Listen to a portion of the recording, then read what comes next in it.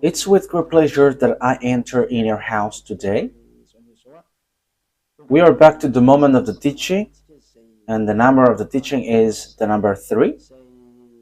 And the title is The Quran is false, but the Torah is the true one. So that is what I'm going to prove today. So again, I am happy to greet all of you. Okay, let me adjust my clothes. Yeah, this is something that I have to do at the beginning of the teaching so that your eyes are not bothered. Your eyes and your, what else? Is there another things than eyes? Okay, Yahushua bless you all. It's the Amazon of Yahushua Elia who enters in your house now. So it's the teaching number 3 that you are following. Okay, let's go. Elia is going to explain that the Quran is false, but the Torah is absolutely true. So why we chose this title? Why I chose this title? Because the book of Quran criticize and blame the truth of the Torah. They say that it is wrong, it is being changed, and so on and so forth. But that is what Elia is going to bring. That are all wrong. So let's say that what they have said is true. So why they should wrote that wrong thing in their book, the Quran? That is not logical at all. So how can you write something wrong in your book? Doesn't that mean that the Quran is false? False double times, because you have wrote something wrong. And if you say we got the truth, so show that truth. But the Sefer Torah is always a Sefer Torah, and there is nothing like wrong or true, but it's only one. And Elia has one. That's why I am saying that. So that is something that I have to tell you that first. And having the Torah, the result is people who follow the book of Torah of beloved YAHVAH never sin anymore. They never sin anymore. They don't know how to do bad things anymore. They don't know how to sin anymore. So that is the most wonderful thing with that true God. They become people who never sin anymore, which Quran is not able to do. But the book of the God of Abraham, the Torah, it's only that. Who can do that? Because it's in there that who point out YAHOSHUAH, the son of Mary, and those who follow YAHOSHUAH, the son of Mary, never sin anymore, and they are washed away from their sins. They don't know how to commit sin anymore. And that is the program of the God of Abraham. So that people never sin anymore. So that people don't know how to sin anymore, and they are saved completely, because it's that sin which made the face of the God of Abraham hidden. Whether you are Christian, fake Christian, or Muslims, whoever you were, as long as you are sinners, you cannot get along with that God of Abraham. That is the truth. That is the truth. So that is the first introduction. If it is something that wrong according to you, Muslim, why do you write it in your Quran? It is something that has mistakes, so how can you write it there? So you are now has 2 mistakes. But now Elia is arrived here to prove that there is nothing wrong in the Torah, but yours is false. Okay, let's carry on. We're not going to talk about the details like mistakes in words, but we're going to come into that. But there is no words, no mistakes in the words. But that is the thing that Elia is going to explain, the truth of the words and the fulfillment of the words in the book of Torah, the Sefer Torah of the Jews. Let's start it from the story of Abraham and to the end of the story of Abraham. And who has got the agreement? Who has received the agreement? And the children, their children. I'm going to explain that to you first, and after I give you the chapter and verse in the Torah. I'm going to give you first a chapter and verse in the Torah to tell you that there is no mistakes in there, but it's in harmony. because Muslims say this it's false because they want to talk about Ismail.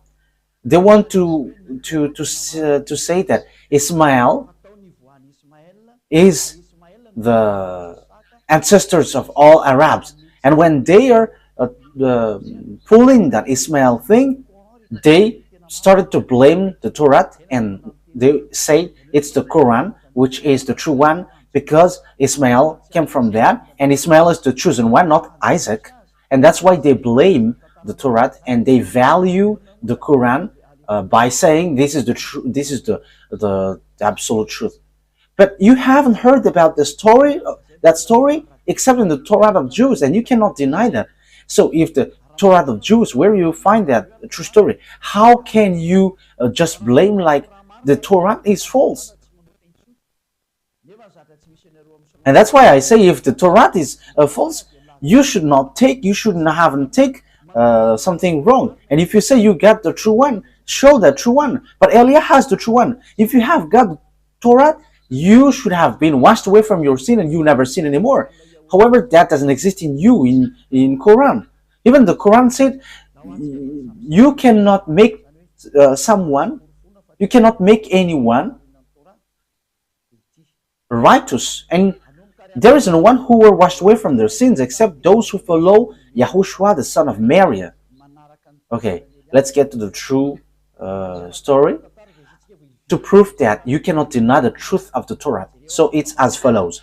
So let me begin to tell it. So listen to you, all humans, listen to this story, you humans who were listening to the teaching of Elia.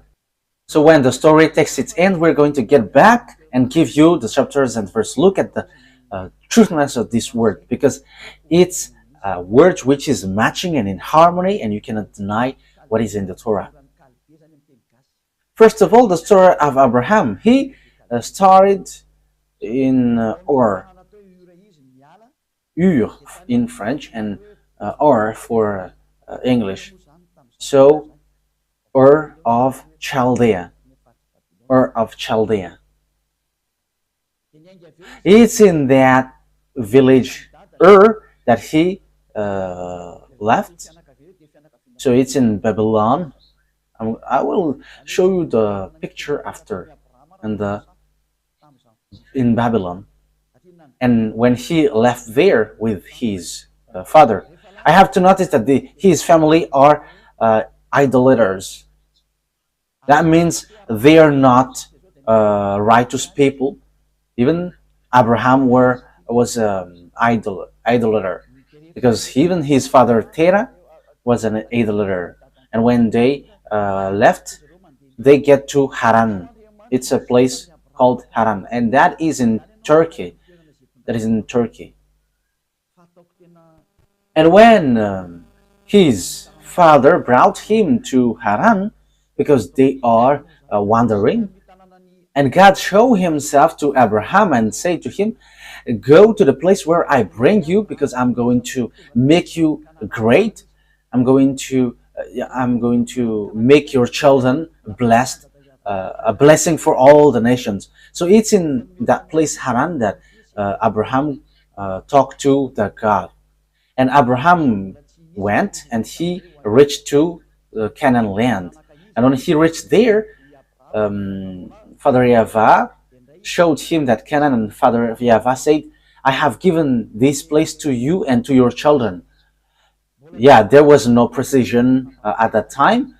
Which children? Because Abraham gave birth to two sons. One is Isaac and one is Ismail. He hasn't got children yet. That declaration has been given to him. And after they went to Egypt, because there was a terrible famine and there is nothing that they can eat. But in Egypt they can find something to eat. So Abraham went to Egypt, and he found Hagar there, because he went there in Egypt. And when the famine has gone away, Abraham went back to Canaan. And when he went back there, he dwelled in Hebron, in a place called Hebron. So that it's where he end his trip. So when that story that I have told you was finished, God said, "It's through your children that all the blessing for all nations will come." But he hasn't got children yet at that time. So he was like, "Who will receive that blessing? However, I am already old." And Sarah took Hagar at that time, and she said, "Because we cannot have children, and we got a slave woman, so have children, have a child with her, and when you got child from her, is going to inherit." So Abraham asked God, "Let Ismael be alive in you to get that inheritance, as you have told me that it's through my children that all the blessing will come up."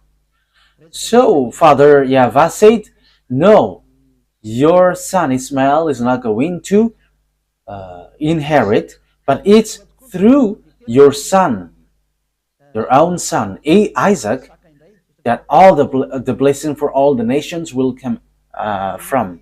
So that is a conversation between God and Abraham. So when time has come, Isaac was born. Yeah, because Ismael was already born before. And it's Isaac that God. Okay, wait.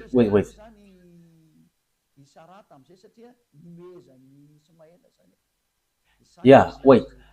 As Isaac grew up, so there was like circumcision and things, and Sarah was really angry because Ismael loved Isaac with that preparation. So Sarah was angry, and she said, "Kick this slave woman and her son out, because the son of this slave woman cannot inherit with my son." And Abraham was so sad hearing that word. However, God said to Abraham, "Obey to what Sarah said, because it's only in Isaac, it's only the children through Isaac that my my agreement goes through."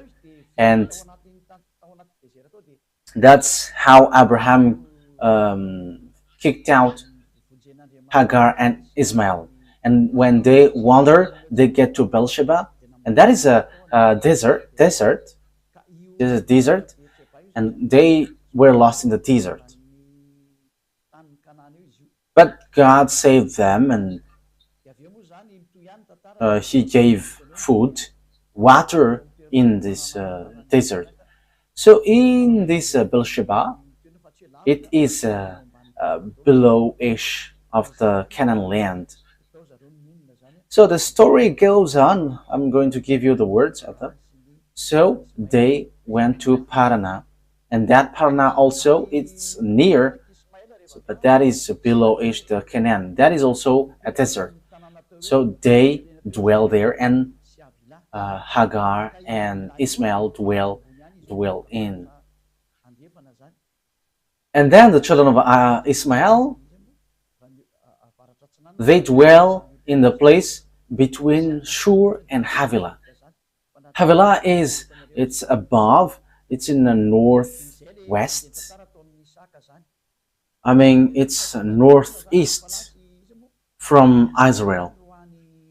And the Shur is next to Egypt. I'm going to give you the picture. And that is how the story went through Isaac. And when the time has come when Ismael was not there anymore because Sarah has kicked him out, so it's when there is no Ismael anymore that God has brought Isaac in a mountain to test Abraham. Okay, kill your son if you like me. So it's logical that God did that because he wants to make sure, as Abraham was an idolater, if he dares. So the God of Abraham saw that he really loves Isaac, and he didn't let him kill his son, but replace him to a sheep. And God said, because you haven't protected your son, your only son. Yes, God has said only son. So he considered Isaac as an only son. And it's through Isaac that I will bless all the nations. But God said, you have to know that your children will go and will be slave in another nation. But remember that when they come back, they will bring lots of wealth. That is what God said. So what happened when that declaration has been made to Isaac? Yeah, Isaac died. He had two sons, Esau and Jacob. Esau is the elder one and Jacob is the younger one. And God said, I don't need Esau, but I like Jacob. I hate Esau, but I like Jacob. That's what God of Abraham said. And Jacob has received the choice. And after, the children of Jacob is called Israel, and he gave birth to 12 children, where there was Levi and Judah. Moshe came from Levi, and Yahushua came from Judah, the son of David. A covenant for all people around the world to take away their sins. So that is how the story went. But after, when time has passed, there was another famine, terrible famine in the Canaan. Yeah, it happens in all the nations. But the children of Jacob went to Egypt. Jacob is Israel. When he has a fight with the angels of God, his name becomes Israel. So it's they who went to Egypt because of the famine which hit the land. So it's only in Egypt that they can shelter. So they all went to Egypt with Jacob and with his 12 sons and his wife. So they dwell there, and at the end, they were slaves. And the story continues. You see, it is a following up story. So where is the mistake? So when time has come, because they have been enslaved for 400 years, so the words of God were fulfilled. It's the children of Isaac through Jacob who were enslaved 400 years. And when 400 years have gone, God remembered these children of Israel, which he said, it's through your children that I will bless these nations. So Moshe, he sent Moshe to get these children of Israel out of Egypt. And that's what happens, that you cannot deny. And that is in the Quran. You say that it's really the children of Israel that he brought out of Egypt. So you cannot deny that it's Israelites who were enslaved in Egypt. And they came out successfully, and they get to Canaan when they have win against those who dwell in the Canaan land. Because when they get back, there are already lots of people who dwell in the Canaan land. But there are places that they can dwell in Hebron, but they fought against those who already dwell in the Canaan, and they have win against them during the Joshua's era. And Joshua shared the land. Joshua is the soldier of Moshe. So that's how the story went. So here we can see that the God of Abraham said, the Canaan land belongs to Israel, and it's Israel who possess it. No one can have it. What happens is, we can see at the moment we speak, it's because of Muslims, the Quran, who said it. They pull that, and it's as they say, it's Ismail who were about to be sacrificed and it's all about Ismail. Let me notice Ismail is not Arab, but Ismail is Chaldean, is Babylonian. We know that the state of Babylonian is so strong at that time, where we can find Nebuchadnezzar. They have their own civilization, and it's the children of Ismail, because the children of Abraham is Chaldean, and his mother is Egyptian. So Babylonian, Chaldean, and Egyptian. So there is nothing to do with Arabs. So here, as I said, in Shur, near Egypt, and pass through Assyria, it's a little bit above. So they reach to Havilah, near to Turkey. So that's how Ismail's story went. He didn't get down to Arabs' territory. However, Quran took that and they say that it's Ismail who is the ancestor of Arabs. And they just have pulled that and they were like, the Canaan land belongs to them, not anyone else. Okay, so because the children of Israel went back to Israel and everyone there were losing against them. So it's obvious it's the children of Israel who choose to inherit Israel. So in the side of Ismail, they are wrong by saying that the Canaan land belongs to them. So Canaan is with Cisjordania, Lebanon, Syria, and all around. So that's what happens at the moment. Who fight against children of Israel, and they are not happy towards Israel, children of Israel. So around Israel, they're all Muslim. Okay, let's continue the story. However,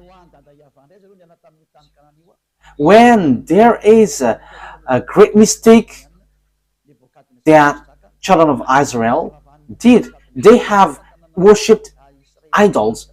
They have worshipped Baal, and Father YAHVAH was really angry, and Father YAHVAH scattered them around the world. So he sent Nebuchadnezzar to destroy Israel, and Israel was completely destroyed, and they were captives. Lots of people attacked them, like Arabs, Greek, and Roman, and we know the story later that there was also Hitler who attacked and destroyed Jews, and so on and so forth. So Israel was really destroyed. However, later, that YAHVAH remembered his word, even though Father YAHVAH scattered them because of what they have done. Father YAHVAH said, I always remember what I said to Abraham. So Father YAHVAH has bring them back to Israel in 1822. So everyone knows about that. Those who have learned history and geography, they know that the Jews were gathered and established in their land in 1822. So the question is now, why they were brought back to their land? Because that is the words of God of Abraham, whose name is YAHVAH. And when they were brought back there, Jeremiah the prophet said, protect them like a shepherd protect their flocks. So NATO, American, has protected them when they reach Canaan. And that is what happens at the moment. And Palestinians cannot touch them. Palestinian who becomes Muslim. So Muslim cannot touch them. That's what happens. I cannot say Arab Muslim because they're not Arabs, but they become Muslim. That's what happens. People around there are Muslim and they're Palestinians. They're also Jordanian. It's in Cisjordania. There is also Lebanon, Syria, and they are fighting against Israel. And even Egypt, they are not happy at Israel. Let's get back to the story. If children of Israel get back to their land, of course, the words of God of Abraham was kept by saying, I will let this land to be possessed by your children. And American has fulfilled and justified the word in Jeremiah chapter 31 verse 10, protect children of Israel like shepherd protect his flock. So the words of the God of Abraham is true. The question is, if the God of Abraham, YAHVAH, is the same as Allah, let me repeat it again. If the God of Abraham, YAHVAH, is Allah for Muslim, because they say that Allah is the greatest one, and in Allah that there is YAHVAH, the Almighty. So according to what they say, the God of the Arabs engulf all the gods, and even YAHVAH, the God of Abraham, is engulfed in Allah. That is what they think, but that is not the truth. So according to them, if people call YAHVAH, it means Allah. But if Allah is YAHVAH, why do Arabs fight against Israel when they get back to their land? Why Muslims fight against Israel, children of Israel? But they fight one another because Allah and YAHVAH cannot get along, so they're not agreeing each other. So if these two descendants, children of Israel and Arabs, has only one God, I will explain after that. Ismail is not Arab. Those who say that are wrong. If we say that these two descendants have one God, the same God, the God of Ismail, that you think is Arab, but that is not the truth. But the God of Arab, who gave the Quran, if the God of Arabs is the same as the God of Jews, YAHVAH, Muslim and Israeli should not fight each other because they're worshiping one God. So why do they fight each other? But they're fighting each other until now and non-stop. Israeli and Muslims, Arabs.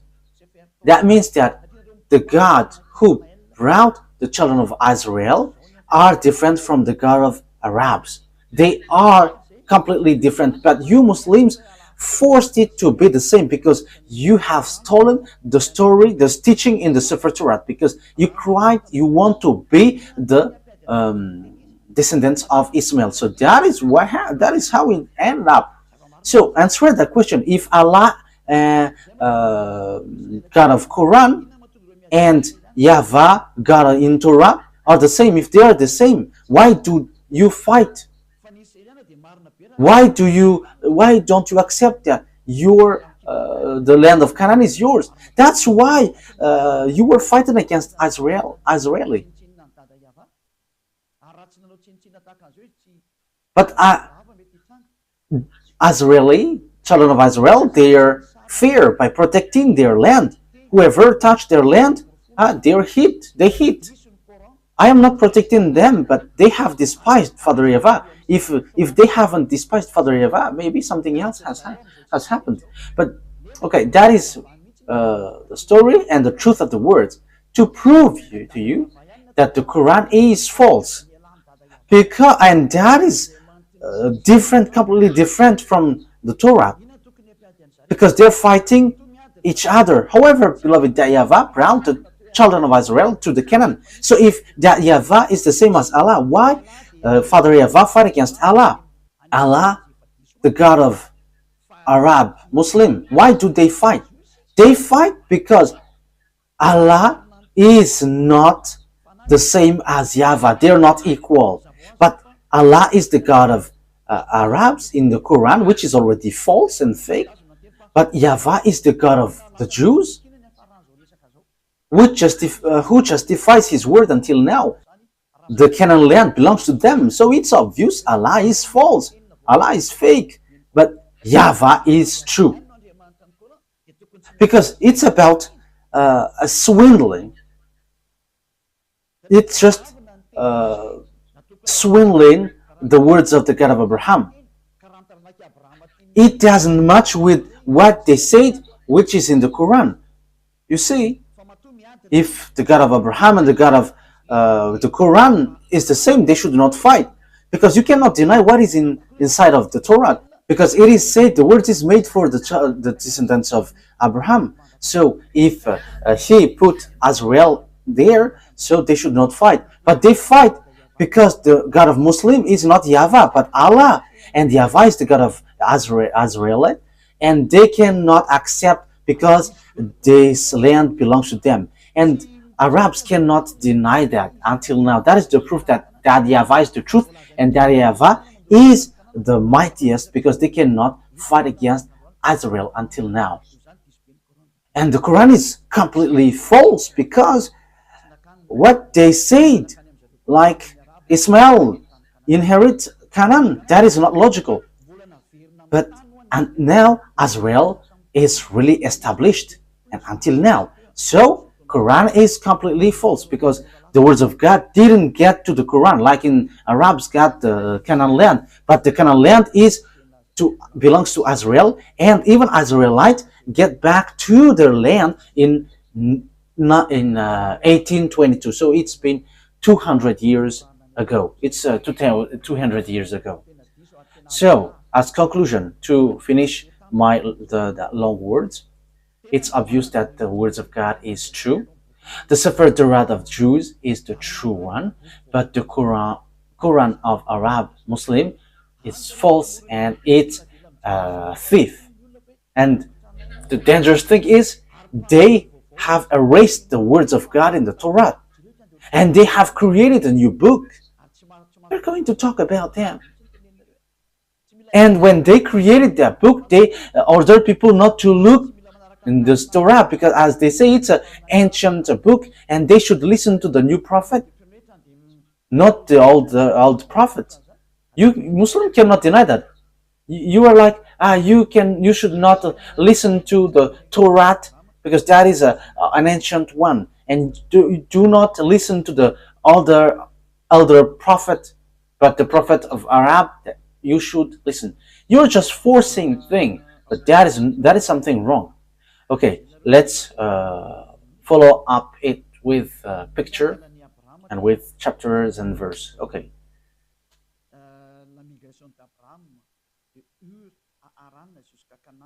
Okay, I'm going to show you pictures, and it's after then that you... Okay, here is the way of Abraham.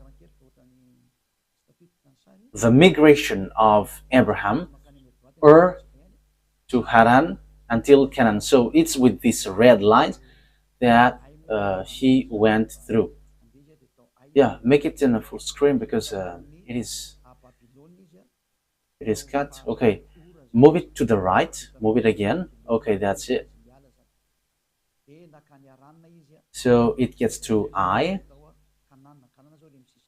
So he started from Babylon, which is called Ur. So he left there and he went to Haran, and he then went to Canaan. So with this red arrow.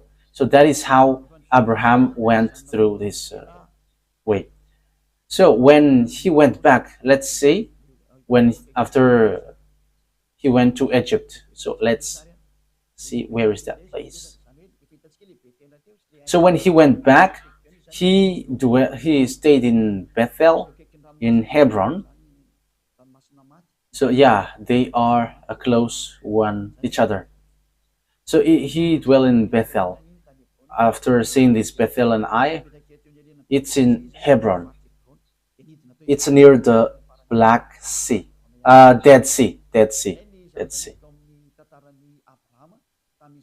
So here is the Hebron that I have talked to you. So he dwelt in between Hebron and Ai, Bethel and Ai. So that is the story of Abraham during his migration. So he really reached the Canaan land, and it's the Canaan land which is given to them, to him and his descendants. So let's take a look at the Sefer Torah of the Jews. Let's read the chapter and verse from now on.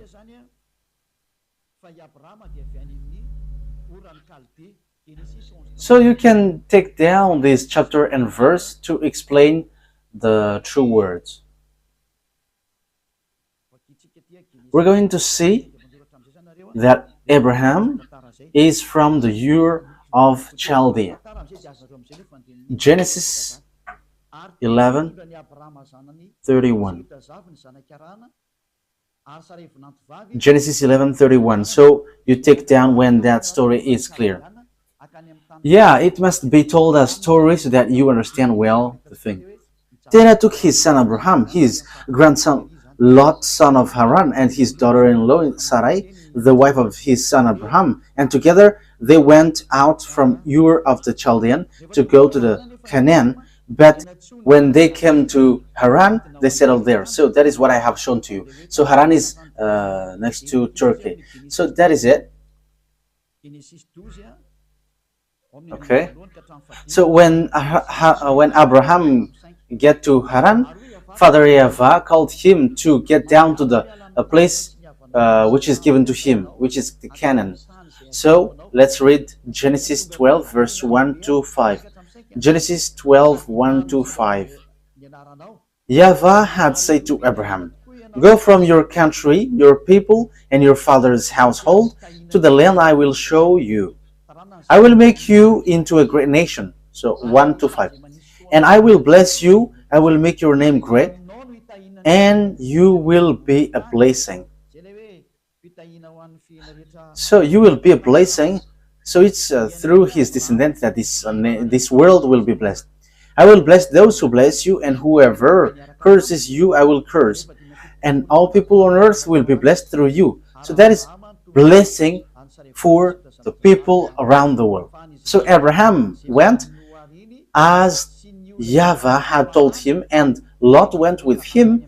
Abraham was 75 years old when he set out from Haran. He took his wife Sarai, his nephew Lot, all the possessions they had accumulated, and the people they had acquired in Haran. They set out for the land of Canaan. They arrived there. So they went to Canaan as the picture I've shown to you before. I think that's clear. I think that is already clear for all of you. So they went to Canaan. They reached Canaan according to what God said. "I'm going to bless you here, and it's through your descendant that I will bless all the nations." And beloved, YAHVAH said that it's the descendants of Abraham who will inherit him in this Canaan land. But there is no precision at the time which of his descendants, because he hasn't given birth yet. So we can see that in Genesis 12:8, that we can see God has given declaration that it's through your descendants that I give this land. So 12:7, YAHVAH appeared to Abraham and said, "To your offspring I will give this land." So he built an altar there to YAHVAH, who had appeared to him. So Father YAHVAH said, "This land belongs to your offspring, your descendants." So which one of the descendants of Abraham owns the land? But let's the story goes. Let's see another story. So according to what I have explained to you, after there was famines at that time, and they went to Egypt. Abraham went to Egypt. It's in Genesis 12:10 that we can find that, and it's in Egypt that they were with Hagar, and they made Hagar as their slave servant. Genesis 12:10. Now there was a famine in the land, and Abraham went down to Egypt to live there for a while because the famine was severe. So Abraham went to Egypt, and they met Hagar, as servant for both for this couple. Let's carry on. So how the story continues to explain that. Abraham came back and he dwelt between Bethel and Hai. So he went back to Israel in Bethel. Between Bethel and Hai. We have shown you on the picture. So let's read that on Genesis 13, 1 to 3. Genesis chapter 13, verse 1 to 3. So Abraham went up from Egypt to the Negev with his wife and everything he had, and Lot went with him. Abraham had become very wealthy in livestock and in silver and gold.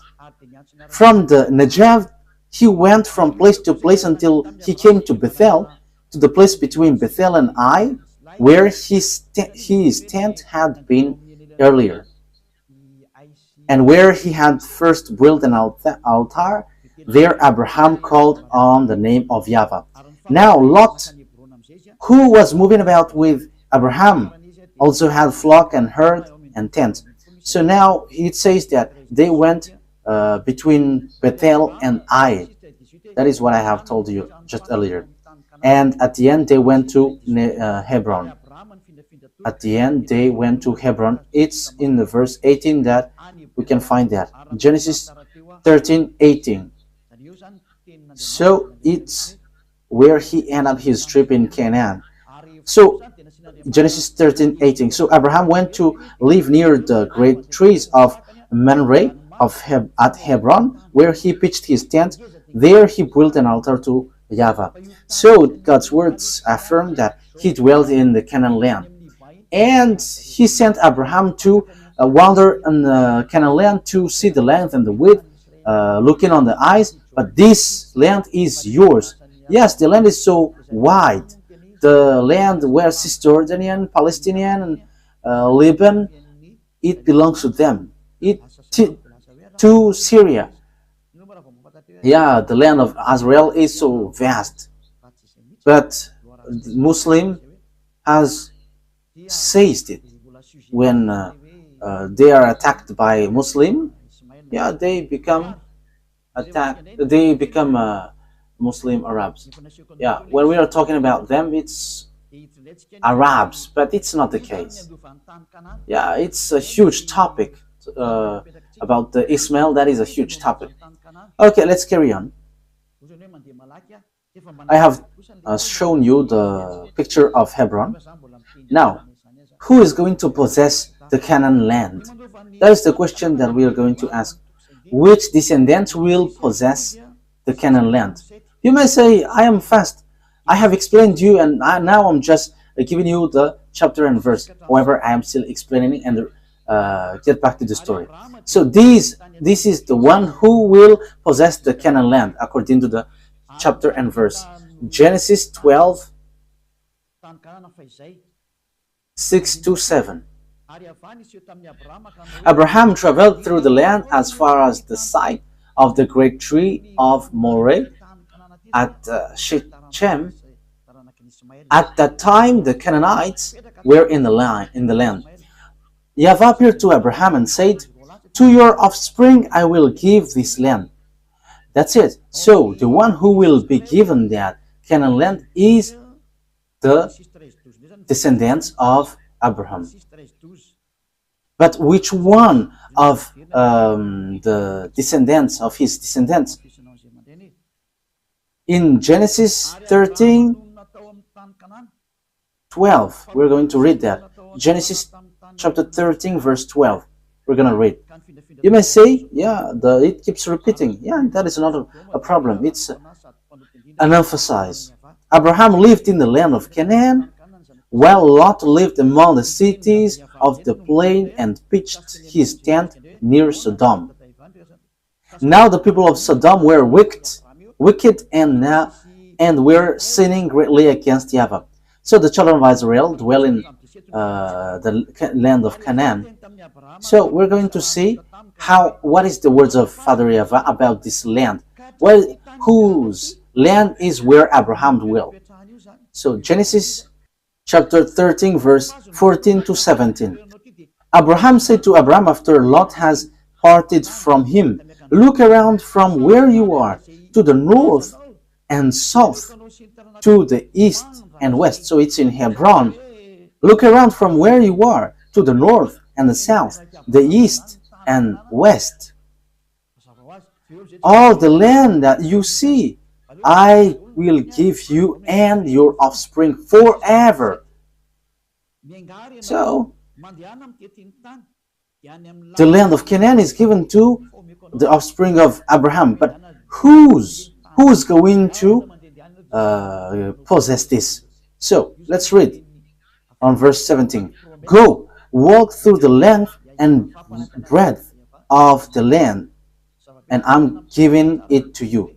So, he is sent to look around, go to see the land which is given to him. So that is a promise that YAHVAH has promised to Abraham. So it is well established that this belongs to Abraham.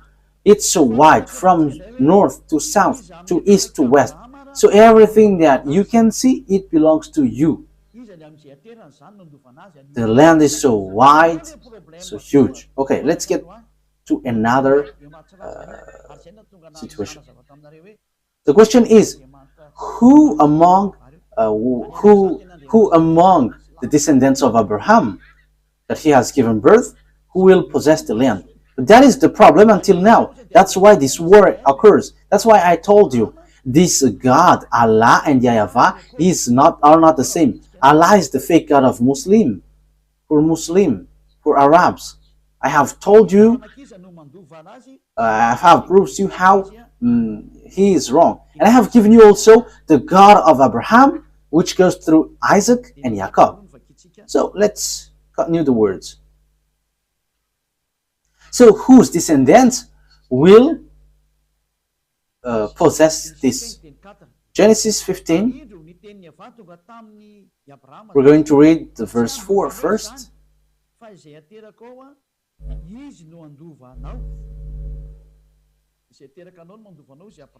Genesis chapter 15 verse 4. Then the words of YAHVAH came to Abraham. This man will not be your heir, but a son who is your own flesh and blood will be your heir. And which verse I said? So Genesis 15:7 said that it's the descendants of Abraham will take this as possession, will be his heir, not someone else. Yeah. We're going to read the verse 2. But Abraham said, Sovereign YAHVAH, what can you give me, since I remain childless, and the one who will inherit my estate is Eliezer of Damascus? And Abraham said, You have given me no children, so a servant in my household will be my heir. Then YAHVAH said, No, he's not going to be your heir, but it's your own son who will be your heir. So, his heir, according to the words of God that we are going to read, it's Isaac. We're going to read the Sefer Torah of Jews. It's Isaac who is going to be his heir. So God has established well that it's Isaac who is going to be your heir. Genesis chapter 17, and which verse? 19, verse 19. We're going to read, and 21. Genesis chapter 17, verse 19 to 21. Then God said, Not at all, but your wife Sarah will bear you a son, and you're going to call him Isaac. Okay, let's read from above. Verse 17. Abraham fell face down. He laughed and said to him, Will a son be born to a man 100 years old? Will Sarah bear a child at the age of 90? And Abraham said to God, if only Ishmael might live under your blessing. Because Ishmael was already born. Then God said, no, your wife Sarah will bear you a son. At the time, Sarah hasn't got a son yet. And you will call him Isaac. I will establish my covenant with him as an everlasting covenant for his descendants after him. So the words of the God of Abraham is so clear here that it's in Isaac who received the covenant, and he's going to establish the covenant in the children, in the descendants of Isaac. So it's obvious that Ishmael is being kicked out here. He's being rejected. He's being kicked out here. Let's see another words about that to justify the words in Genesis chapter 21. Wait a moment. Let's add the Genesis 17:21. But my covenant I will establish with Isaac from Sarah will bear to you by this next time year. So Sarah hasn't got a son yet, that he said, I will give my covenant to Isaac, but no one else. So let's read that. It's in Genesis 17:18 that God has kicked out Ishmael. Genesis 17:18. And Abraham said to God, if only Ishmael might live under your blessing. Then God said, no, but your wife Sarah will bear you a son. So Ishmael cannot be a heir. Father YAHVAH said, he cannot stand before me, in front of me.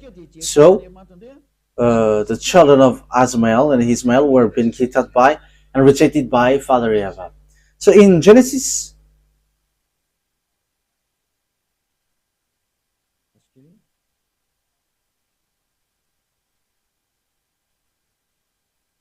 wait a moment.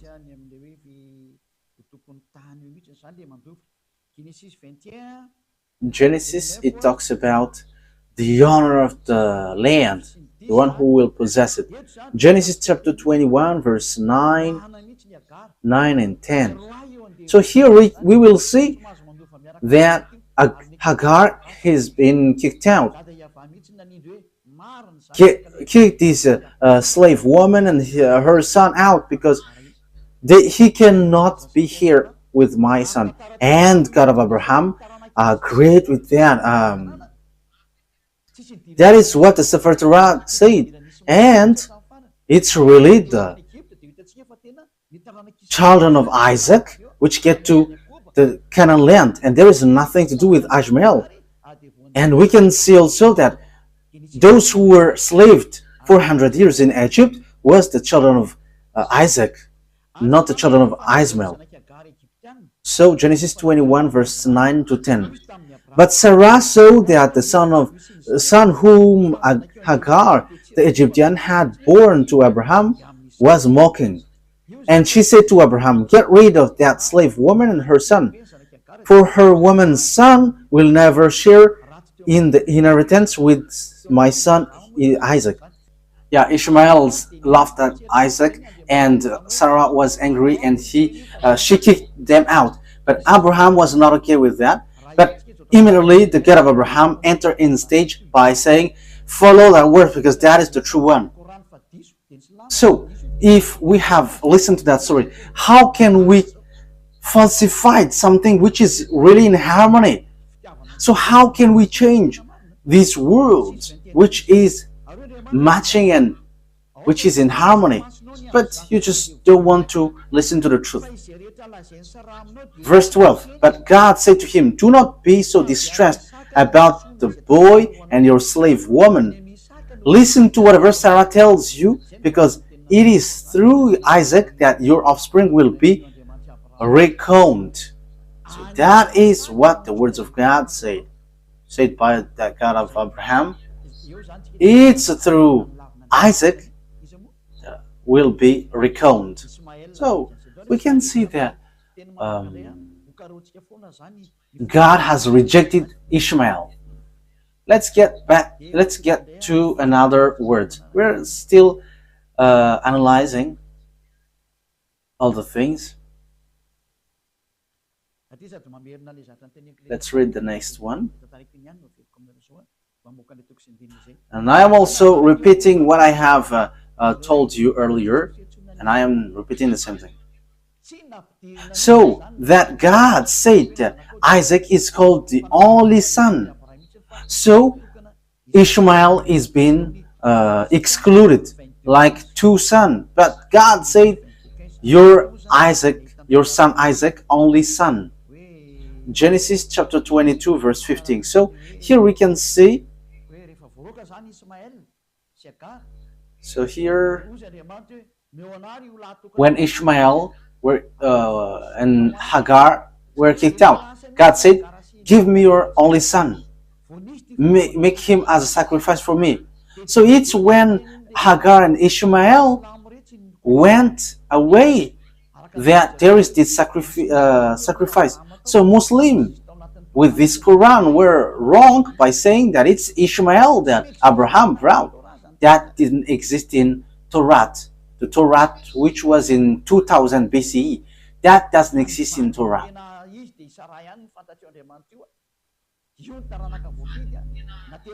But the real wife is Sarah, and that is the chosen offspring.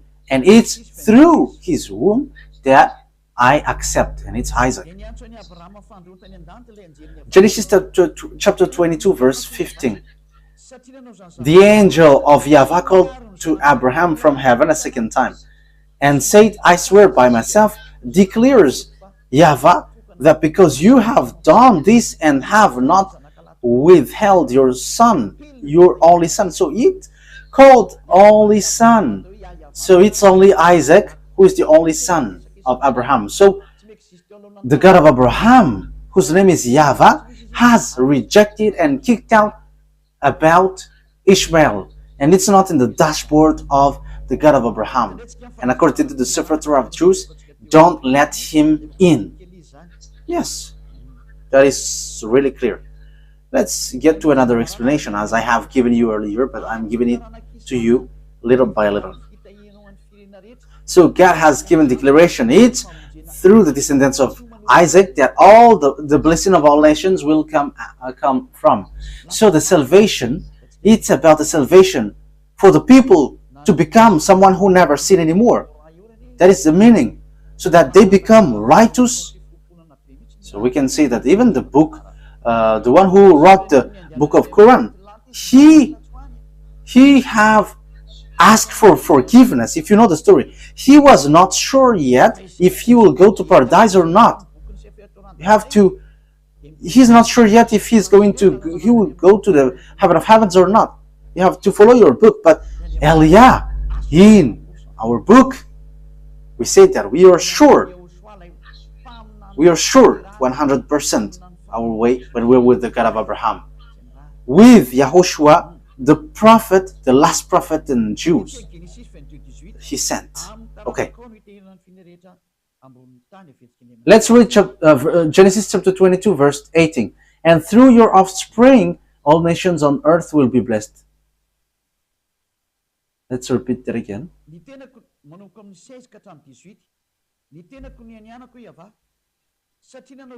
So from the verse 16 to 18. And said, I swear by myself, declares YAHVAH, that because you haven't done this and haven't protected your son, your only son, it's Isaac, I will surely bless you and make your descendants as numerous as the stars in the sky and as the sand on the seashore. Your descendants will take possession of the cities of their enemies, and through your offspring all nations on earth will be blessed, because you have obeyed me. So it's clear, the offspring is Isaac. So the offspring where the salvation come from is from Isaac, and it ends to YAHOSHUAH. The saddest thing is Muslims accept YAHOSHUAH, but after they say you must follow Arab's prophet. That is surprising. However, there is nothing to do with Arab's prophet till the end.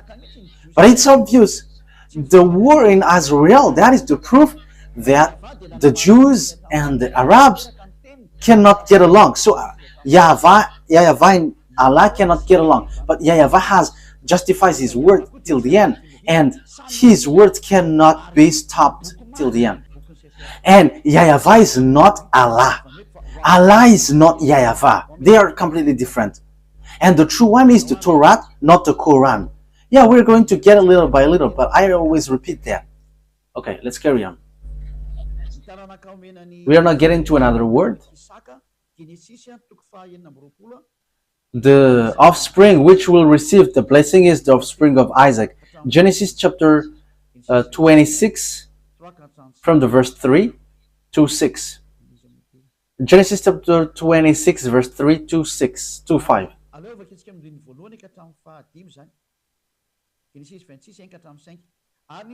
Let's start from the verse 1 to 5. Genesis 26, 1 to 5. Now there was famine in the land, besides the previous famine in Abraham's time. And Isaac went to Abimelech, king of the Philistines, in Gerar. And YAHVAH appeared to Isaac and said, do not go down to Egypt. Live in the land where I tell you to live. Stay in this land for a while, and I will be with you and will bless you. For to you and your descendants I will give all these lands, and will confirm the oath I swore to your father Abraham. I will make your descendants as numerous as the star in the sky, and will give them all these lands. And through your offspring all nations on earth will be blessed. Because Abraham obeyed me and did everything I required of him, keeping my commands, my decrees, and my instructions. So here it's clear that as Abraham has obeyed well to his God, YAHVAH, so that YAHVAH has kept his word, I will bless him. So here Abraham told to Isaac in Genesis 26 again, Bereshit for Sefer Torah, in Sefer Torah. So the word is really clear here that the covenant of God went to Isaac, the blessing for all the nations around the world. So it comes from the offspring of Isaac. So there is nothing to do with Ishmael or Arabs. So Arabs are excluded till the end. So Arabs cannot get into this. Like there is no word which gets to Arabs. That doesn't exist. The Torah reject that till the end.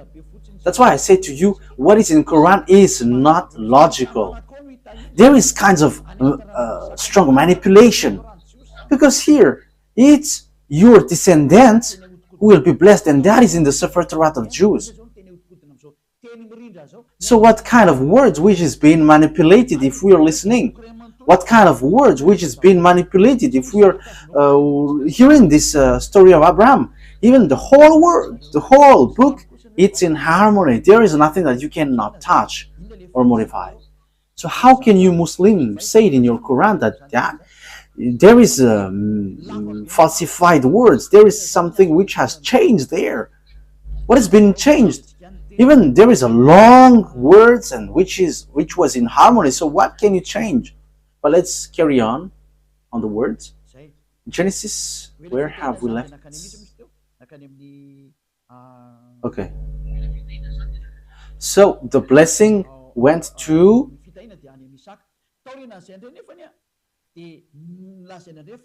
the blessing was in Isaac. So after then, it was said that blessing went to Jacob. So that all the blessing of nations went to Jacob. So let's take a look at the story of Jacob. Genesis chapter 28. Genesis chapter 28.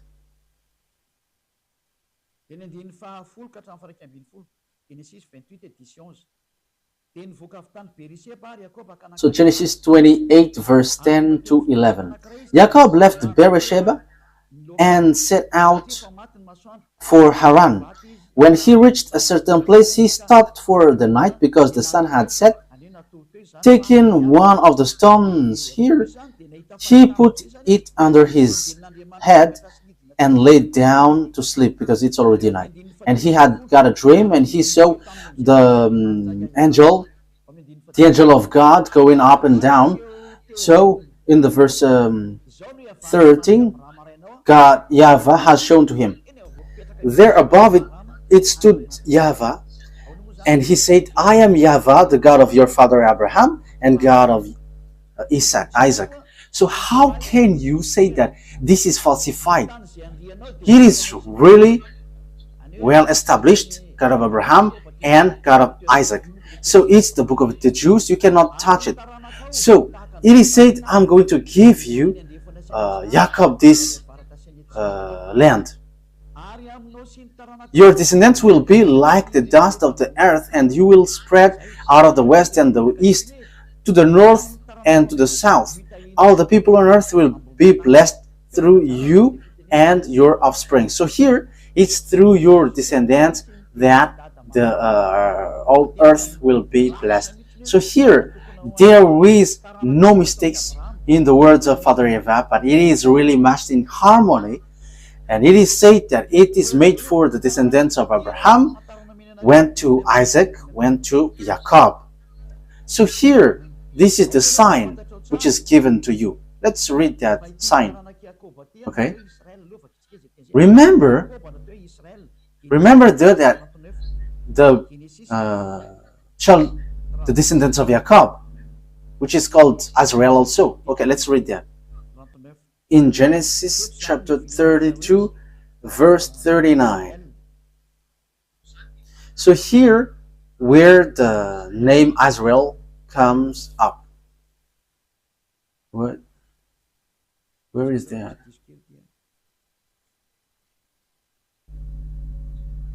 Wait a moment, there is a mistake.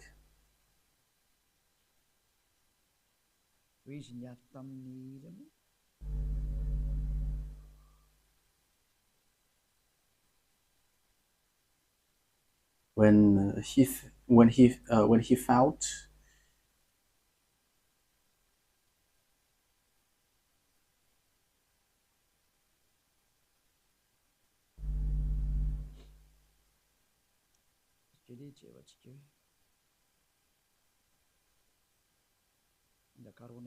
wait a moment, we are looking for it.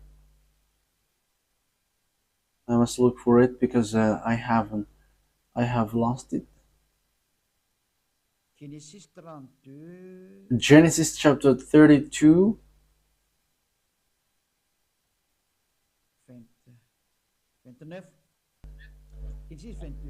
verse 29.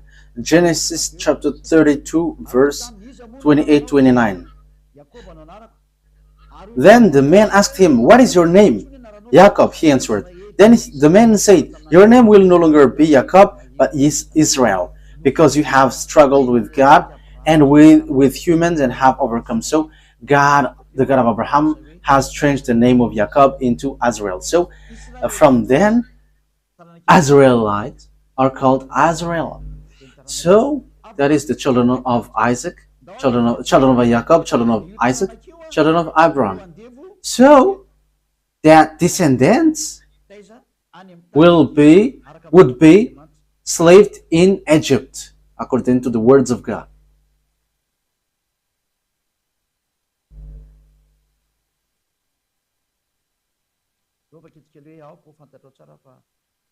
Okay, let's see where there is a passage saying that your descendants will be slaved during 400 years. Genesis chapter 15, verse 13. Genesis 15, 13.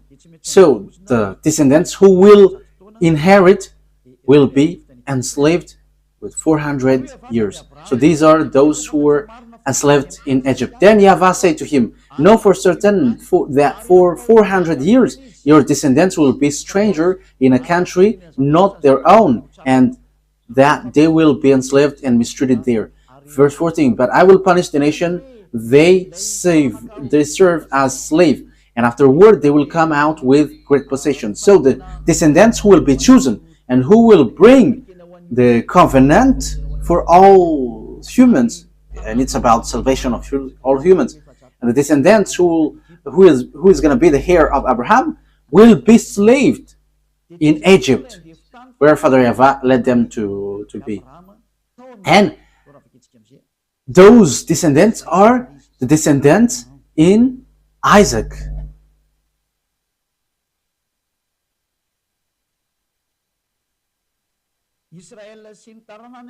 Azrael and his offspring were enslaved in Egypt according to Genesis chapter 46, verse Genesis chapter 46.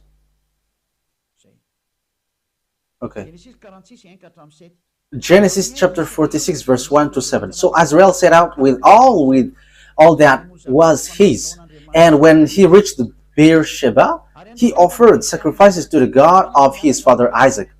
And God spoke to Azrael in a vision at night and said, Jacob, Jacob. Here I am, he replied. I am God, the God of your father, he said. Do not be afraid to go down to Egypt, for I will make you into a great nation there. I will go down to Egypt with you, and I will surely bring you back again, and Joseph's own hand will close your eyes. Then Jacob left Beersheba, and Azrael's sons took their father Jacob and their children and their wives in the cart the Pharaoh had sent to transport him. So they went to Egypt, and they brought everything that they had in Egypt. Verse 6. So Jacob and all his offspring went to Egypt, taking with them their livestock and their possession they had acquired in Canaan. Jacob brought with him to Egypt his sons and grandsons, and his daughter and granddaughter, all his offspring. So everything that they had in Canaan, they brought it into Egypt. So it's obvious that Canaan belongs to them. So they were enslaved in Egypt. So you see, we went from Genesis 11 to 46. So the offspring to Jacob to Azrael proves the truth of the words of the God of Abraham. So which of them are falsified according to you? And you may say the Sefer Torah is being corrupted, and we don't need to listen to that anymore, and we have to listen to the new words in the Quran. You see, that is all wrong. However, when we dive into the story, the Arabs cannot get into this story because there is no blessing for Arabs in. Whether in the Quran, that doesn't exist, but they just force with this situation, and they were like, it's an ancient book, but now it's Quran. This is the new model. This doesn't work. That is to fight against the God of Abraham, and his name is YAHVAH, because that is his real name. We cannot say let's call him, but his real name is YAHVAH. Let's carry on the words. So they are the people who went to Egypt and they were enslaved there. Let's read the words of God about that. So the Azrael were suffered in Egypt. So in Exodus chapter 2,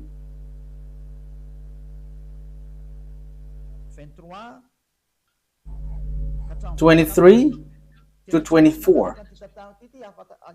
So we must follow this story so that we know and we can see the mistake in the Quran, which despised and rejected the Sefer Torah of Jews, so that they can establish the prophet that they must follow. That is the reason. They were like, get this aside. This is the new book. Follow the new prophet.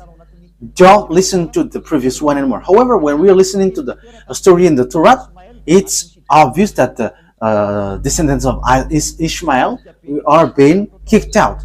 There is nothing to do with Arabs. So in the Quran, it's a trap just to reject the Sefer Torah of Jews, which is the word of the God of Abraham, YAHVAH. So That is unaccepted. That's why Elia come to bring the glory of beloved YAHVAH back.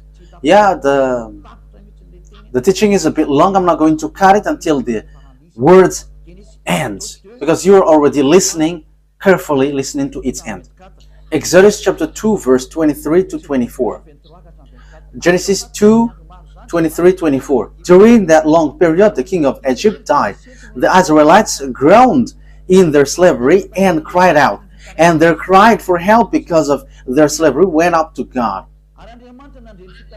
And God heard their groaning, and he remembered his covenant with Abraham, with Isaac, and with Jacob. Now it keeps repeating the covenant in Abraham, Isaac, and Jacob. So there is nothing to do with Arabs. There is nothing to do with Ishmael, but that is just a made-up story, so that people don't follow the Sefer Torah of Jews, but will follow a fake God. And God looked on the Israelites and was concerned about them. And he remembered, this is the word that I have told to Abraham. So God has looked over them. So when it reaches more than 400, it's approximately 430 years. So the words was being fulfilled. Exodus chapter 12 from the verse 37. We're going to read it. Exodus chapter 12. Oh. Exodus chapter 12.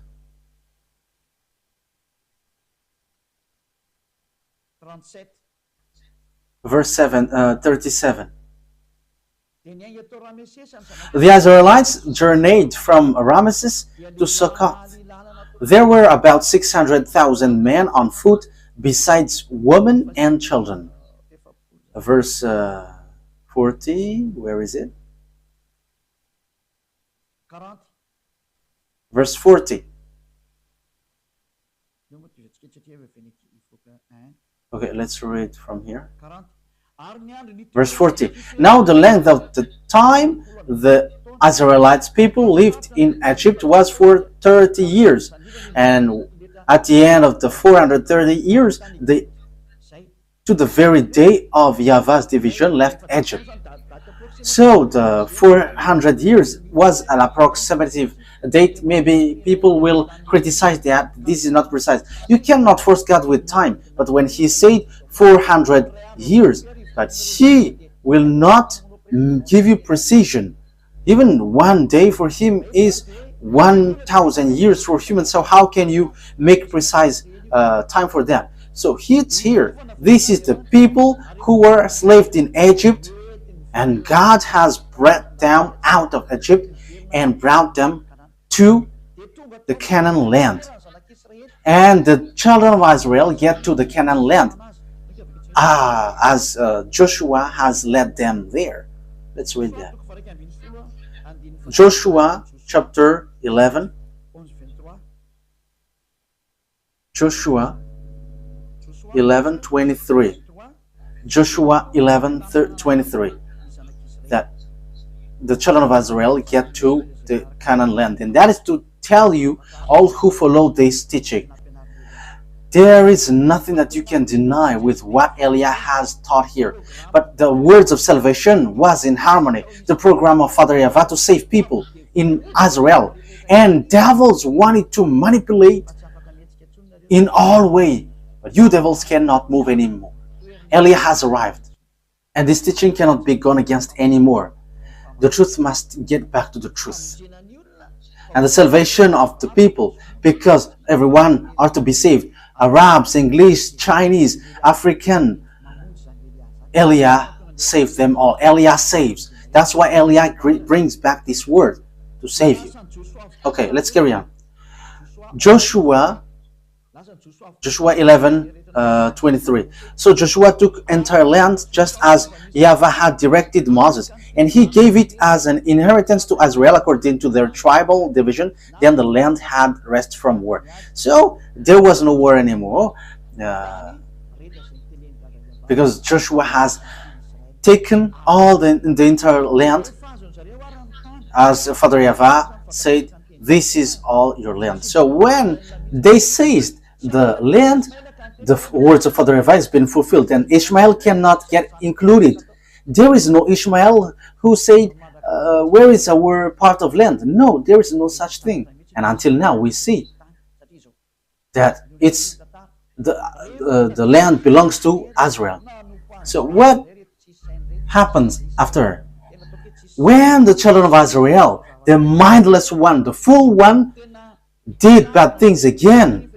I say fool because after seeing these things, they should not betray God.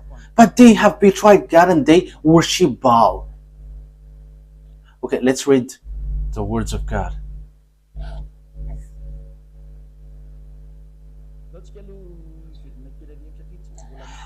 Now I would like to get back to the topic who was being sacrificed, because we have seen that the word is in Isaac and Jacob, and we're slaved in Egypt and we're brought back to Israel. So who is being sacrificed?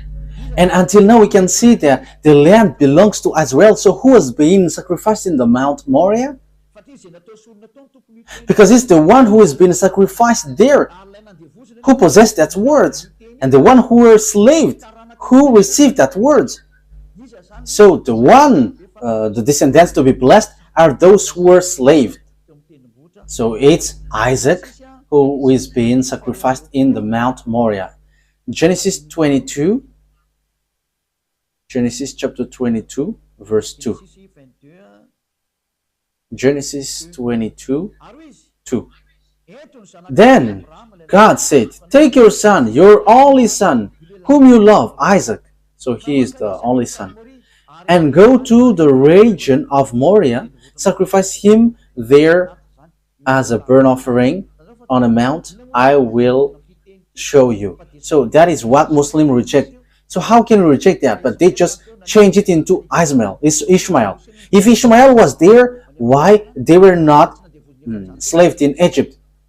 And why the descendants of Ishmael were not slaved for 100 years? But there is no descendants of Ishmael, but they just pull it like they're the ancestor of Arabs. But Arabs, they are in the south. Ishmael is Egyptians. He is above there in Israel. So there is nothing to do in Arabs. So verse 16. So it's these descendants who receive. Okay, Genesis chapter 22, verse 16 and 17. We get back to this. And said, I swear by myself, declares YAHVAH, that because you have done this and have not protected your son, your only son, I will surely bless you and make your descendants as numerous as the stars in the sky and as the sand of the seashore. Your descendants will take possession of the cities of their enemies. And through your offspring, all nations on earth will be blessed. So, it's obvious the words is true. And the descendants of Abraham in Isaac, that there was the blessing. So, Isaac, it's in Isaac that all the words are fulfilled. So, it's Isaac who are being sacrificed. It's through the descendants of Isaac that all the nations are blessed. So if Ishmael died there, for example, it should be the descendants of Ishmael who should be slaved. But there is no children of Ishmael who were being enslaved. But it's the descendants of Jacob. So it's obvious that the one who was about to be sacrificed in Mount Moriah was Isaac. So Ishmael is rejected. Arabs are rejected. The Quran is fake, false. There is nothing true in that anymore with this truthness. So let's see that these they have worshipped idols. Oh, where was that? Because we know the story about the salvation for all people, YAHOSHUAH. It comes from this offspring. So YAHOSHUAH came out from that. We're going to talk about that next time, but let's get back to the story. Because when they get back to their land, it's obvious that YAHOSHUAH came from Israelites. So we know the story. He was born by Maria, and he brings the salvation for all the people around the world. Glory be to beloved YAHVAH. Glory be to YAHOSHUAH. But children of Israel sinned, and they end up by being scattered out of their hand. Because Father YAHVAH said, if you broke my law, I'm going to scatter you. Leviticus chapter 26, and also we're kind of ending the word. Verse 14, 15. Leviticus 26, 14, 15. But if you will not listen to me and carry out all these commands, and if you reject my decrees and abhor my law and fail to carry out my commands and so violate my covenant, then I will do this to you. I will bring on you sudden terror, wasting disease and fever and so on and so forth. Okay, let's read on verse 33. Okay, let's start from the 32. Okay, 31. If you don't obey my law, this is what I'm going to do to you. Leviticus chapter 26, verse 31 to 33. I will turn your cities into ruins and lay waste your sanctuaries, and I will take no delight in the pleasant aroma of your offering. I myself will lay waste the land, so your enemies who live there will be appalled. I will scatter you among the nations. I will draw out my sword and pursue you. Your land will be laid waste, and your cities will lie in ruins. So I'm going to make you lose against your enemies. So that is what Father YAHVAH said, because they have worshipped Baal. So judge.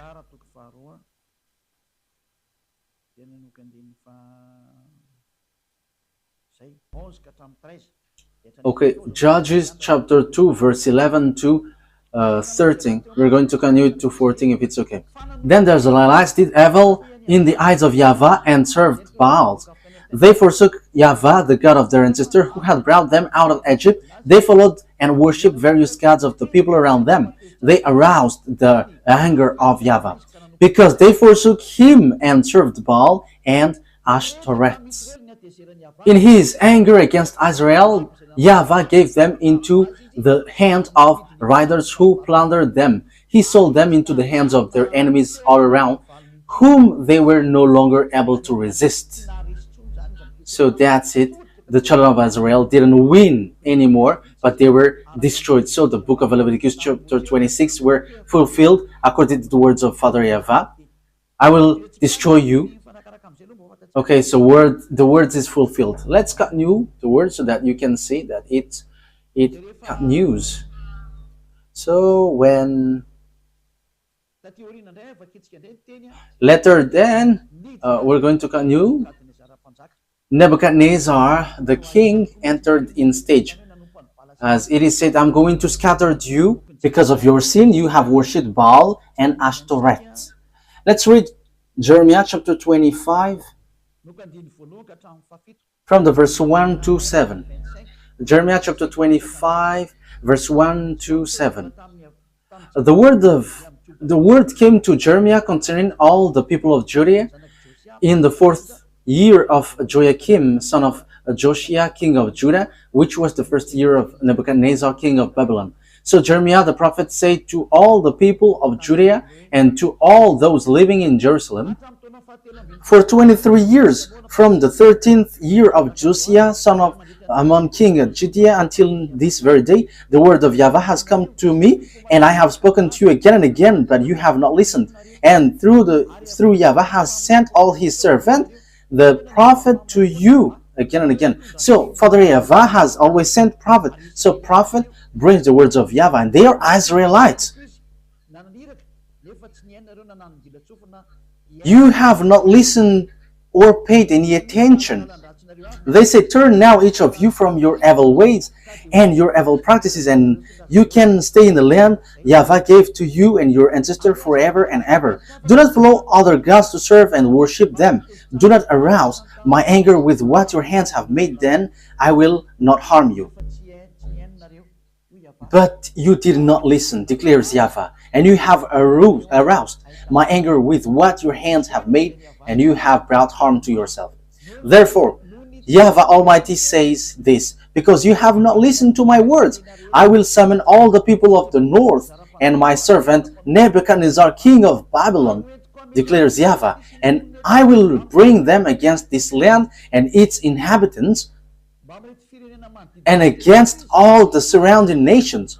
I will completely destroy them and make them an object of horror and scorn and everlasting ruin. I will banish from them the sound of joy and gladness, the voice of bride and bridegroom, the sound of milestones, and the light of the lamp. This whole country will become a desolate wasteland, and this nation will serve the king of Babylon 70 years. That YAHVAH has beaten them. I'm going to make you captives. So that is accomplished in Jeremiah chapter 52. Let's read that.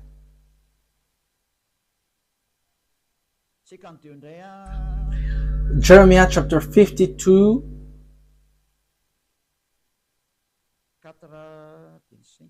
verse 4 and 5.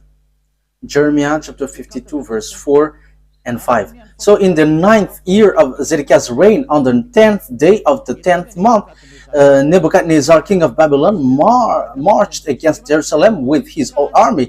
They encamped outside the city and built siege works all around it. The city was kept under siege until the 11th year of King Zedekiah. So we can see it's what happened next.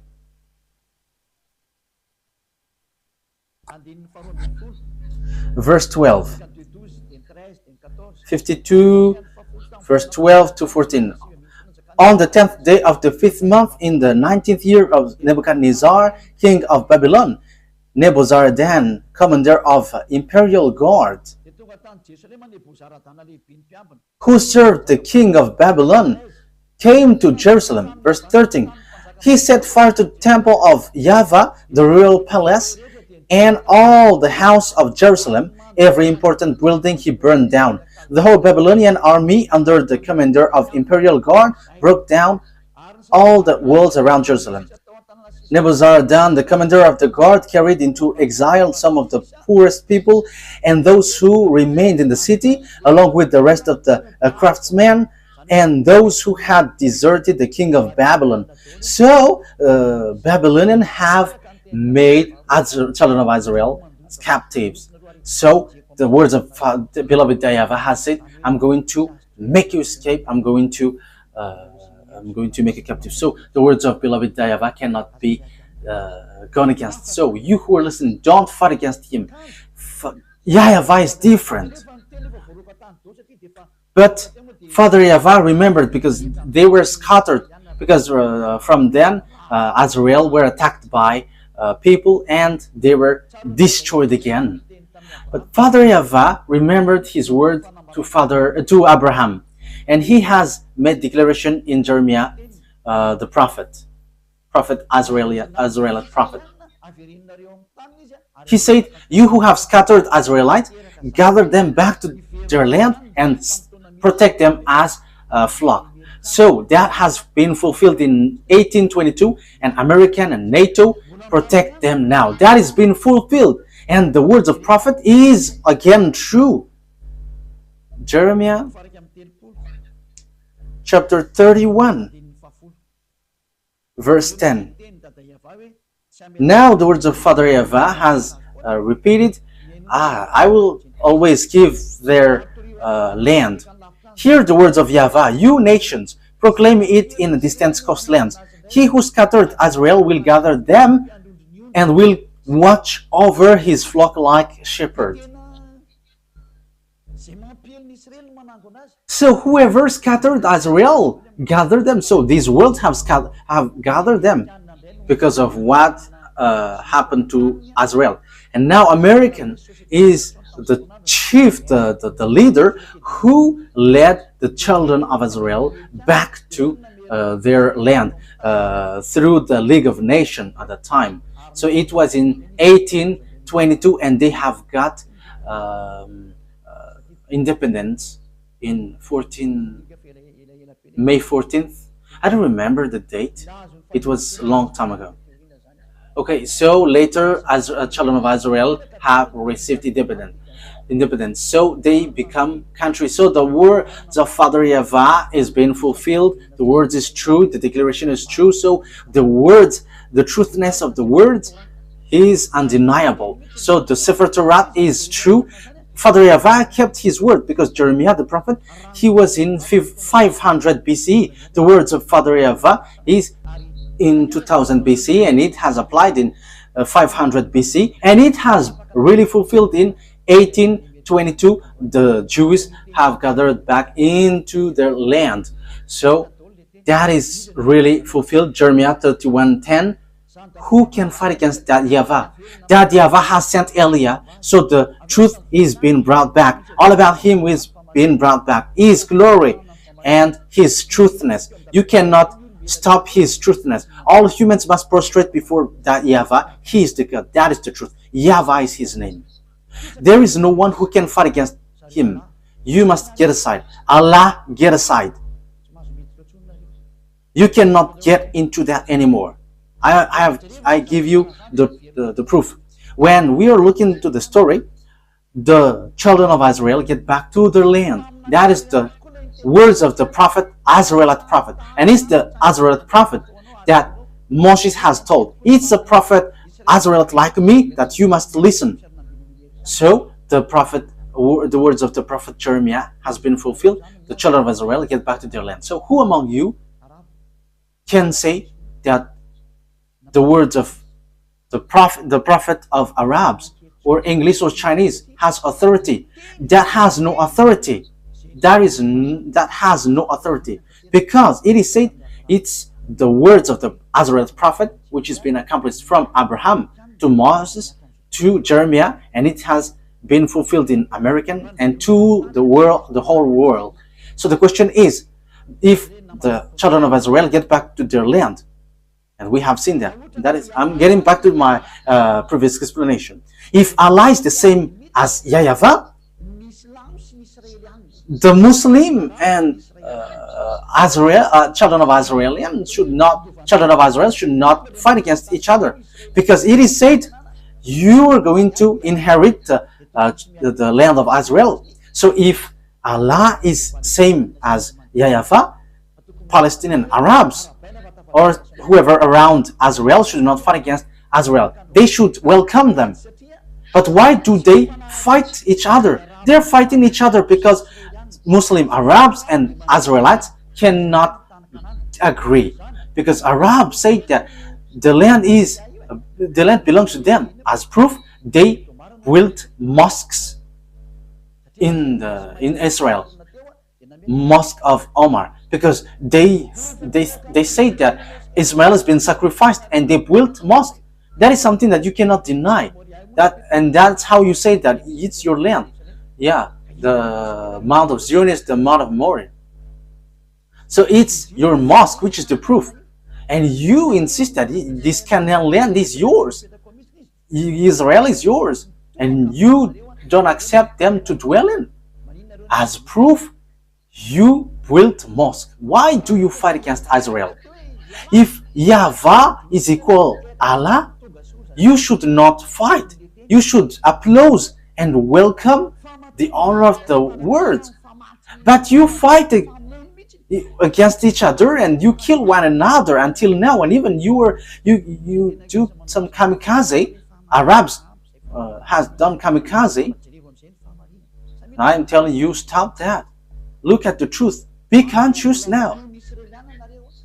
As long as you kill Israelites and you cannot agree one another until now, the God of Abraham is really and completely different from Allah. And you cannot equal YAHVAH to Allah. You cannot mix Allah and YAHVAH. YAHVAH is really separated. And YAHVAH sent Elia. He sent YAHOSHUAH. And he is really different. YAHVAH is the true God. He keeps his word. And when he says all the Arabs are kicked out. The Arabs cannot move. Where is Allah because Allah, the God of Arabs, said Ishmael is the owner of the covenant. But how? Where is Ishmael who get Israel? Even Ishmael is not Arab. You forced him to be Arab, but he is not an Arab. He is not an Arab, but you force him to be an Arab. The Muslims are Arab, but he is not an Arab. But he is Chaldean, he is Babylonian, and Babylonian is not an Arab, because in the time of Babylonian there is already Arabs. But Arabs are not Babylonian, and Babylonian are not Arab, but they are different. We are going to talk about that next time. Now we are still in the teaching. But here it is really clear that the God of Jews, Abraham, YAHVAH is his name, and he is really and completely different from the God of Arabs, whose name is Allah. And when they are different from one another, it's obvious Quran is no longer accepted, but it must be the Torah of Jews which brings the truth. The truth is for the Jews. The Quran is kicked out. The God of Muslim is kicked out and cannot touch this truth, because the prophet Jeremiah has justified the Jews has get back to their land, and now they are back. So the words of God of Abraham is been fulfilled. Glory be to him. The conclusion is Torah is the truth and Quran is false. Allah is not the God of Jews, but the God of Jews is YAHVAH, and he is the owner of the Sefer Torah of Jews, and you cannot enter into that. The rest are just scam. Last thing Moses said, because we have heard his word, only listen to Israelite prophet, including Jeremiah the prophet. His word is being fulfilled. Deuteronomy chapter 18 verse 15. The prophet that you can listen is Israelite, and you cannot listen to other prophet but only Israelite, and it's only the Israelite prophet's words which are fulfilled and no more. And you cannot listen any other prophet but only Israelite, and it gets to YAHOSHUAH. It reaches to YAHOSHUAH, and YAHOSHUAH didn't change any words, but it is still in the same thing. It's only Israelite prophet that you must listen, and it's the words of YAHOSHUAH. He said clearly, if you accept the Israelite prophet, never sin anymore. So that is the words of that Israelite prophet. And if we are talking about Israelite prophet, the goal of the God of Abraham is to wash people away from their sins. It's not to make people sinners, but the plan of the God of Abraham is to make people someone who never sin anymore. So we're going to talk about that. What is the plan of the God with that Israelite prophet to be listened? But what the prophet Israelites brings, the conclusion is to bring people to become someone who never sin anymore, and they will never commit sin anymore. But Allah, the Quran and Allah hasn't never been able to do that. There is no one who followed the Quran who was in the right way. Everyone who follow Quran and Allah cannot go to the righteous way, because it is written in their book they cannot change people to the righteous. But the God of Abraham can make people someone who never sin anymore and the righteous. That is the real work of the God of Abraham. What I am teaching to you for all of you around the world. Note, mine is love. I want to save all of you humans, whether you are Arabs or English or African, whoever you are. The purpose of Eliah is to save you, and if you don't want to be saved, wait for the consequences, because everything has its consequences. I have proved to you. Yeah, our next teaching is what is the word of the prophet and what is the goal of the prophet. Let me give the answer immediately, so that you become someone who never sin anymore, and you don't know how to commit sin anymore, and you will be with the God of Abraham, really, truly. That is his goal, and that's why he sent YAHOSHUAH to save people. But Muslims reject YAHOSHUAH, but they accept something else, which means they keep what they want and they reject what they don't want. You cannot do that. The words he gave is the truth, but it's you who don't know how to go along that, and that's why you say that it's wrong.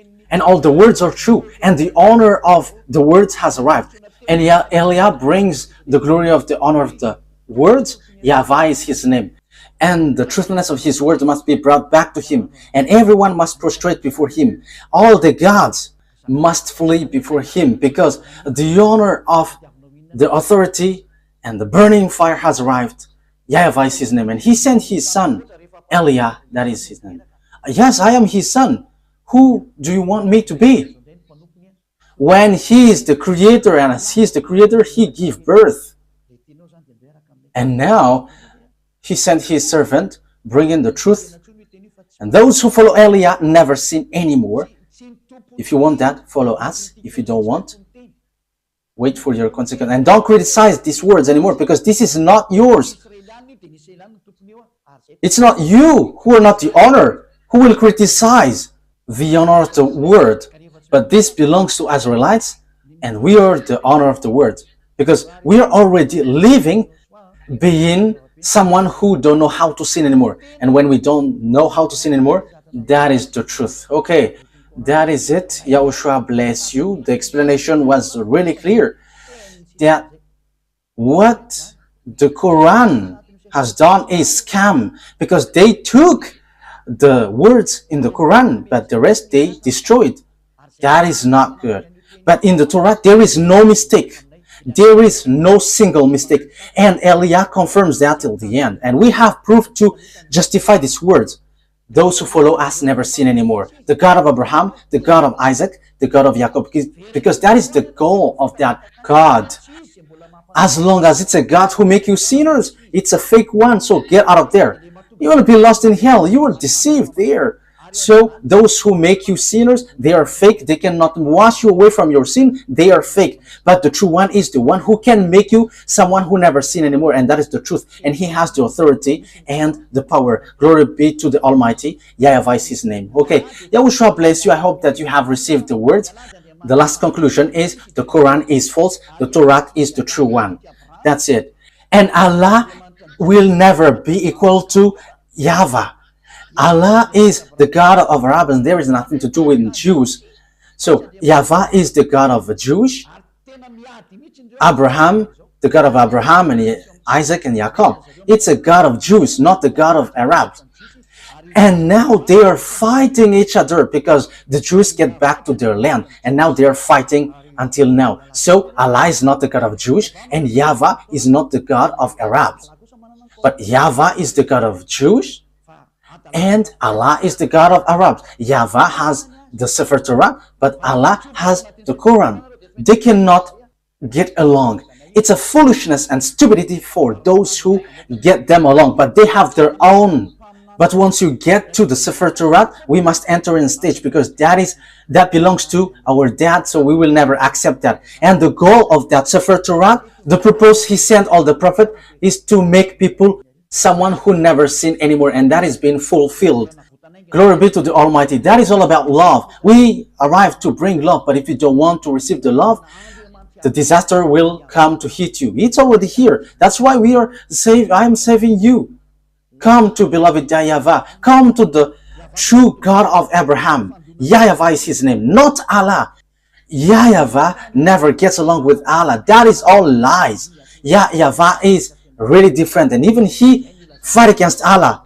However, Allah cannot fight against him until now, because his word is now being accomplished now until now. That's why come to YAHVAH. He is the true God, and follow YAHOSHUAH.